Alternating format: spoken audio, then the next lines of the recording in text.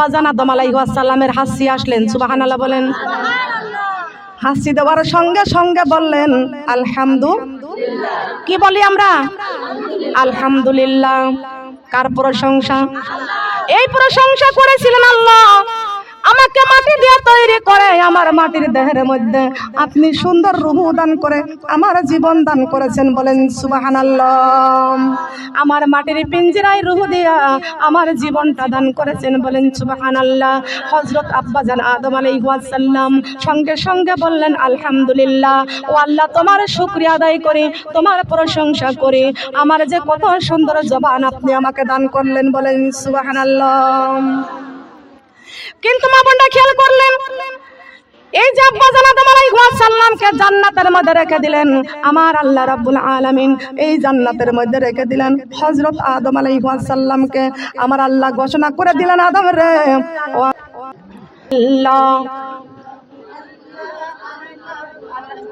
মনে ভরিয়া ডাকি রে বান্দা, প্রাণে ভরিয়া ডাকি রে বান্দা, গুনা পাইবা মাফ। আল্লাহু আল্লাহ, আল্লাহু আল্লাহ, আল্লাহু আল্লাহ। মোহব্বতের সাথে জবান খোলেন না কেন? আল্লাহু আল্লাহ, আল্লাহু আল্লাহ। আল্লাহর জিকির করো স্মরণ, ইমানের সাথে তোমার হইবে মরণ, শাফায়াত করবেন দিনের নবী রোজি হাশরের কঠিন দিনে। আল্লাহু আল্লাহ, আল্লাহু আল্লাহ, আল্লাহু আল্লাহ জিকির করো, নূর নবীজির কলেমা পড়ো, এক আল্লাহকে সিজদা করো, কবরের বন্ধু জোগাড় করো। আল্লাহু আল্লাহ, আল্লাহু আল্লাহ। আল্লাহ তোমার নামটি বড়ই মজা, জপিলে হয় রূহ তাজা। সুবহানাল্লাহ বলেন। আল্লাহ তোমার নামটি বড়ই মজা, জপিলে হয় রূহ তাজা, তুমি আমার মনের রাজা, তুমি আমার মনের রাজা, আশিকের প্রাণ আল্লাহ। আল্লাহু আল্লাহ, আল্লাহু আল্লাহ, আল্লাহু আল্লাহ, আল্লাহু আল্লাহ। আল্লাহর জিকির করো স্মরণ, ইমানের সাথে তোমার হইবে মরণ। আল্লাহর জিকির করো স্মরণ, ইমানের সাথে তোমার হইবে মরণ, শাফায়াত করবেন দিনের নবী রোজি হাশরের কঠিন দিনে। আল্লাহু আল্লাহ, আল্লাহু আল্লাহ, আল্লাহু আল্লাহ। লা ইলাহা ইল্লাল্লাহু মুহাম্মাদুর রাসূলুল্লাহ। সবাই বলি সাল্লাল্লাহু আলাইহি ওয়াসাল্লাম। ও আমার মা বোনরা, অনুরোধ করে আর কথা বলবেন না, আর কথা বলবেন না। আমাদের আদি পিতা আদম আলাইহিস সালামকে আমার আল্লাহ জান্নাতের মধ্যে রেখে দিলেন। আমার আল্লাহ ঘোষণা করেছেন, আদম রে, এই জান্নাতের মধ্যে আমি তোমাকে রেখে দিলাম। ও আদম, এই জান্নাতের মধ্যে জান্নাতের যত নাজ নিয়ামত আছে সব তুমি এই নাজ নিয়ামত গুলো উপভোগ করবা, খাইবা, জান্নাতের সুখ শান্তি উপভোগ করবা। বলেন না সুবহানাল্লাহ। কিন্তু হে আদম, জান্নাতি খাবার, জান্নাতি মধু, জান্নাতি শরাবান তহুরা, জান্নাতি পোশাক, জান্নাতি বিছানা, জান্নাতের মধ্যে তুমি থাকবা, কিন্তু তোমাকে আমি জান্নাতের সমস্ত সুখ শান্তি উপভোগ করতে দিলাম। কিন্তু ওই যে একটা গন্ধম গাছ, ওই গন্ধম গাছের কাছেও তোমরা যাইতে পারবে না। গন্ধম গাছের কাছেও তোমরা যাইতে পারবে না। আব্বাজান আদম আলাইহিস সালাম এই গন্ধম গাছের কাছে যায় না, কিন্তু দেখা যায় শয়তান বুড়ি রূপ সেজে, শয়তান বুড়ি রূপ সাজলো। বলেন কি সাজলো? মা বোনরা একটাবার ভালো করে খেয়াল করে শুনবেন, ধৈর্যের সাথে শুনবেন। শয়তান আল্লাহর সাথে চ্যালেঞ্জ করেছিল, আল্লাহ আমি তোমার ইজ্জতের কসম করে বললাম ওই আদমের 14 গোষ্ঠী আমি জাহান্নামে দিয়ে ছাড়বো, ওদেরকে জান্নাতে থাকতে দিব না। আল্লাহ রাব্বুল আলামিন ওইখানে সতর্ক করলেন। আদম আলাইহিস সালামের পিছু লাগলো শয়তান, কেমন করে তাকে ধোঁকা দিবে, জান্নাত থেকে বের করবে। কিন্তু ওই শয়তান জান্নাতের দরজার কাছে যা গেল, গেটের কাছে গেল, যাওয়ার পরে দেখতেছে সুন্দর একটা ময়ূর পাখি আছে, গেট পাহারাদার আছে। ওই ময়ূর পাখিকে বললেন, এ ময়ূর পাখি আমি তোমার কাছে একটু জানতে চাই, একটা কথা তোমার কাছে জানতে চাই, বলে কি আমাকে একটু সাহায্য করতে পারবে? জান্নাতের ময়ূর পাখি বলতেছেন, কেমন করে তোমাকে আমি সাহায্য করব বলো? আর সাহায্য তোমারে করতে পারবো না, কি সাহায্য করতে হবে? বলে এই জান্নাতের গন্ধম ফল গাছটা যেখানে আছে ওই জায়গায় আমাকে একটু পৌঁছায় দিতে হবে। কিন্তু কেন তোমাকে ওইখানে পৌঁছাইতে হবে? গন্ধম ফলের গাছের কাছে তুমি কেন যাইবা? যদি আমি তোমাকে এই সাহায্যটা করি তাহলে আমি আল্লাহর নাফরমানি করব, আর আল্লাহর নাফরমানি যদি করা হয় আমি ময়ূর পাখি জাহান্নামে যাইব। আমি তোমার এই সাহায্য যদি করি তাহলে আমাকে জাহান্নামে যাওয়া লাগবে। মা বোনেরা কান লাগা খেয়াল করে শুনে রাখেন। শয়তান তখন বলতেছে, এ ময়ূর পাখি জান্নাতে যাওয়ার মতো একটা দোয়া আমি জানি, জান্নাতে যাওয়ার মতো একটা দোয়া আমি জানি। ময়ূর পাখি বলতেছেন, কেমন করে তুমি জান্নাতে যাওয়ার দোয়াটা জানলে? কোথা থেকে শিখলে? কোথা থেকে আনলে? বলে আমার আল্লাহর কাছে আমি কোরআনের বাড়ির লৌহে মাহফুজ দেখতে চেয়েছিলাম। বলেন না সুবহানাল্লাহ। কোরআনের বাড়ি লৌহে মাহফুজ দেখতে চেয়েছিলাম। আমি আজাজিল আল্লাহর কাছে আবদার করেছিলাম, দাবি করেছিলাম, আল্লাহ আমি ওই লৌহে মাহফুজ কোরআনের বাড়ি দেখতে যাই। আমার আল্লাহ আমার আশা পূরণ করলো। আমি লৌহে মাহফুজ দেখতে গেলাম। জান্নাতের এই যে লৌহে মাহফুজ কোরআনের বাড়ি কত সুন্দর, দেখার সঙ্গে সঙ্গে আমি লৌহে মাহফুজের মধ্যে সেজদায় পড়ে গেলাম।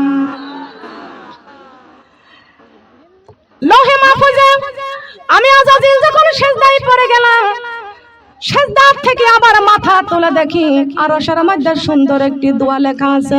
আমার আল্লাহর কাছে আমি জানতে চাই, ও মাবুদ এই আরশের মধ্যে দেখতেছি সুন্দর একটা দোয়া আছে, লেখা আছে না, ও আল্লাহ এই দোয়াটা কোন কাজের জন্য? তার ফলাফলটা কি?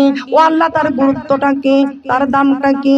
আল্লাহ বলেছেন, আমার কোন ব্যক্তি কোন বান্দা বান্দি যদি এই দোয়াটা মুখস্থ করে, আর আমি প্রত্যেকটা প্রাণের জন্য আমি আল্লাহ মৃত্যু ঘটাইব। কোরআনে কারিমের মধ্যে ঘোষণা করে দিয়েছি, কুল্লু নাফসিন যায়কাতুল মাউত। আল্লাহু আকবার। কুল্লু নাফসিন যায়কাতুল মাউত, প্রত্যেকটা প্রাণী মৃত্যুর সাধন করবে। আর মরণের সময় কোন ব্যক্তি যদি এই দোয়াটা যদি পাঠ করে, সে ব্যক্তি সরাসরি হয়ে যাবে জান্নাতি, সরাসরি হয়ে যাবে জান্নাতি। কিন্তু সঙ্গে সঙ্গে ওই দোয়া আমি মুখস্থ করেছি। ও ময়ূর পাখি তুমি আল্লাহর নাফরমানি এখন করবা, কিন্তু মরণের সময় এই দোয়াটা পাঠ করলেই তুমি হবা জান্নাতি। আমাকে একটু সাহায্য করো, আমাকে যদি একটু সাহায্য করো, জান্নাতে যাওয়ার মতো এই দোয়াটা আমি তোমাকে শিখাইয়া দিব। এইবারে ময়ূর পাখি বলতেছে, সাহায্যও করতে পারবো, আবার জান্নাতে যাওয়ার দোয়াটাও আমি পাইব। এবার ময়ূর পাখি কি করলো? আল্লাহর হুকুম নাফরমানি করে শয়তানের হুকুম পালন করলো। এবার পালন করে এইবার ওই শয়তানকে এবার আরেকটা গেটে পৌঁছাইয়া দিল। ওই গেটটার মধ্যে যা দেখে, যাওয়ার পরে দেখতে পাইছে বিশাল অজগর সাপ। কি আছে ওখানে? অজগরের সাপ আছে। কিন্তু এই সাপ, শয়তান তখন সাপকে বলল, সাপ রে আমাকে কি ওই গন্ধম ফলের গাছের কাছে একটু যাইতে দিবা?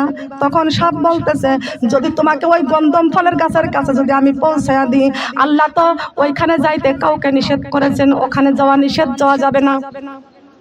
কিন্তু তুমি তো আমার কাছে অনুরোধ করতেছো, দাবি করতেছো ওই গন্ধম ফলের গাছের কাছে যাওয়ার জন্য।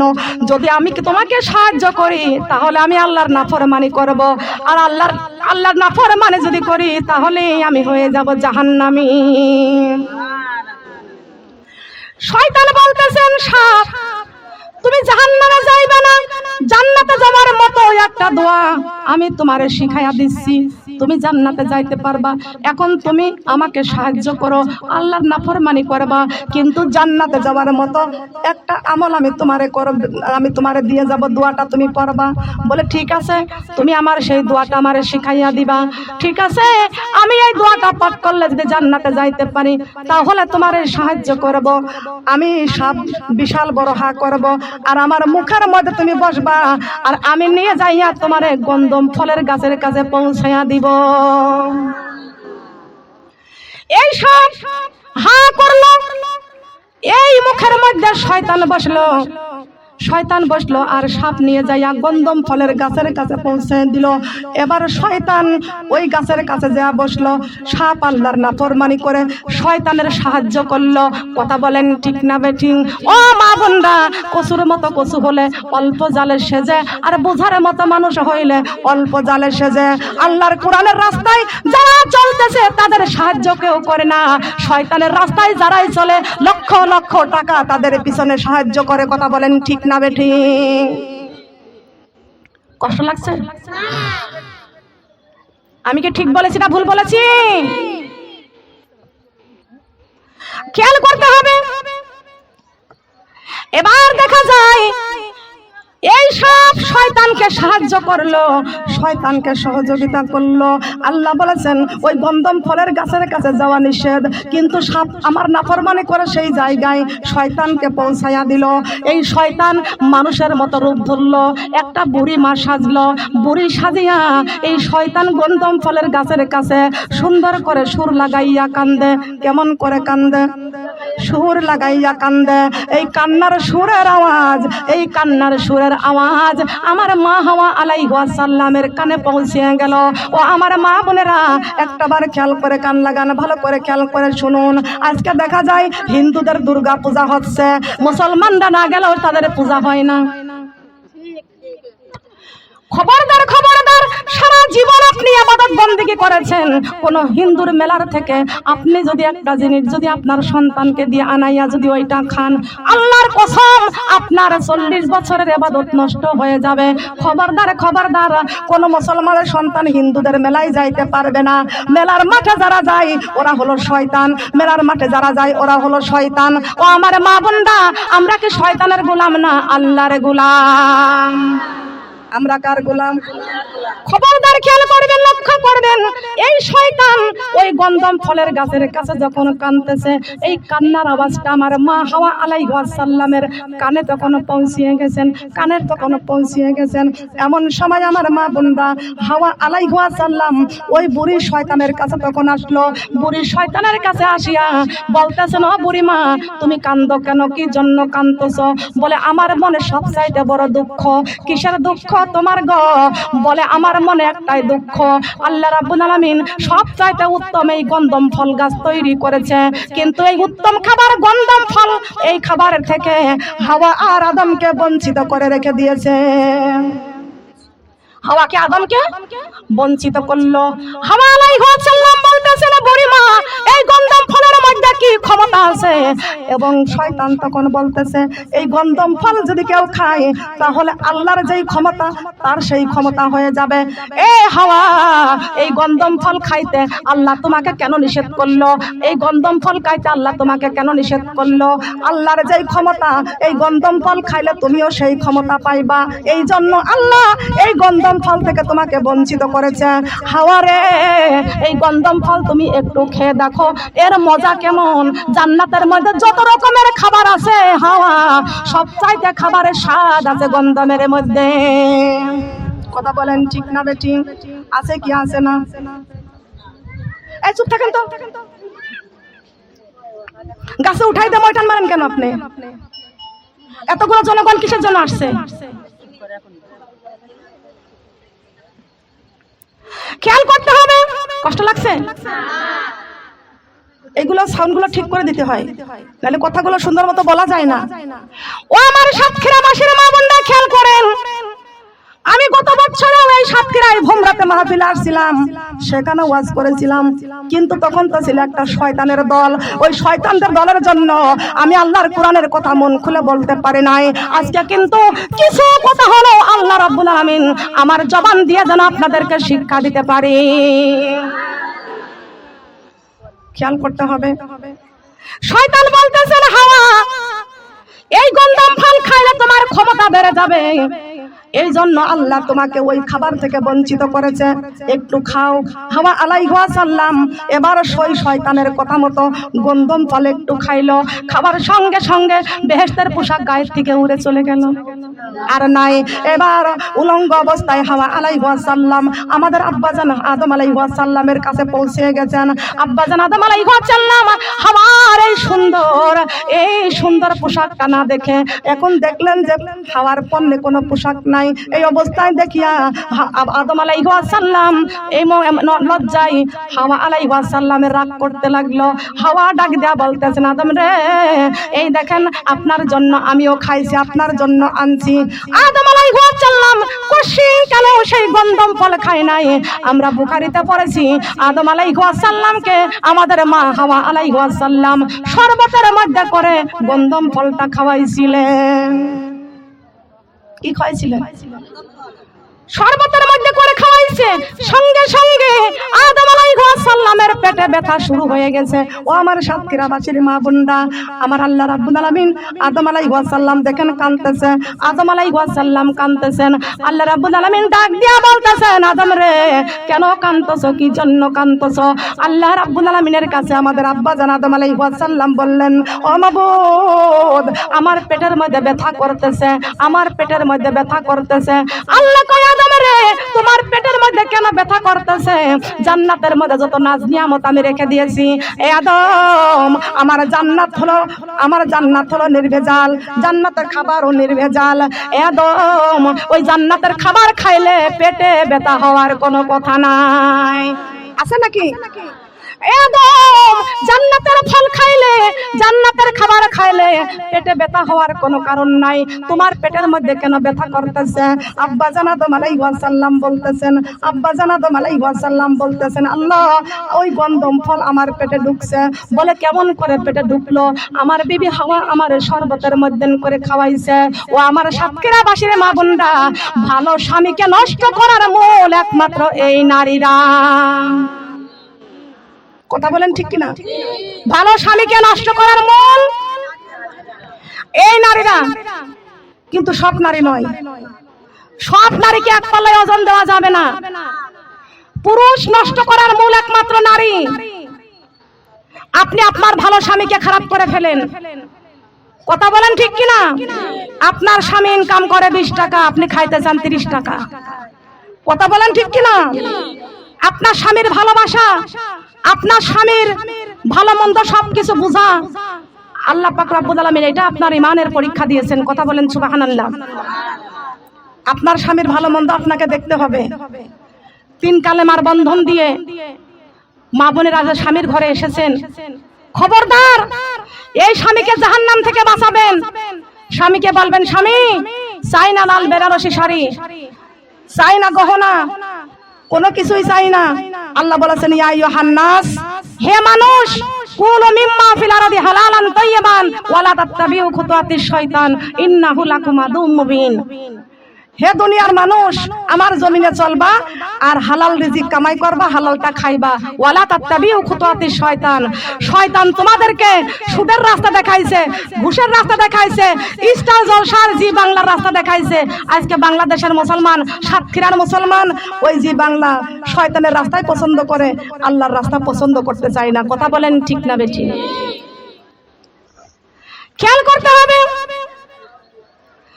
আল্লাহ রাব্বুল আলামিন এমনই করে আমাদের আব্বাজান আদম আলাইহিস সালামকে বলেছেন, আদম রে, তোমার পেটে যখন ব্যথা করতেছে, তোমার টয়লেটের প্রয়োজন হয়ে যাবে, এ আদম তুমি আমার জান্নাত থেকে বের হয়ে যাও, আমার জান্নাত থেকে তুমি বের হয়ে যাও। আব্বা জান আদম আলাইহিস সালাম আল্লাহর হুকুমে জান্নাত থেকে বের হয়ে যায়, জান্নাতের দরজার কাছে দাঁড়িয়ে থাকে। আল্লাহ বলেছেন, আদম রে, জান্নাতি নাজ নিয়ামত খাইলে পেটে ব্যথা হওয়ার কোনো কারণ নাই, টয়লেটের কোনো প্রয়োজন হবে না। এই জন্য আমি আল্লাহ জান্নাতের মধ্যে টয়লেটের কোনো ব্যবস্থা করি নাই। এ আদম তুমি জান্নাত থেকে বের হয়ে যাও। আব্বা জান আদম আলাইহিস সালাম জান্নাতের দরজার কাছে দাঁড়াইয়া মন ভরে কাঁদতেছে, মনে কষ্ট নিয়ে কাঁদতেছে, আল্লাহর কাছে হাত তুলে তুলে চোখের পানি ছেড়ে ছেড়ে কাঁদতেছেন। আল্লাহ রাব্বুল আলামিন আব্বা জান আদম আলাইহিস সালামের চোখের পানি সইতে পারে না, অনয় বিনয়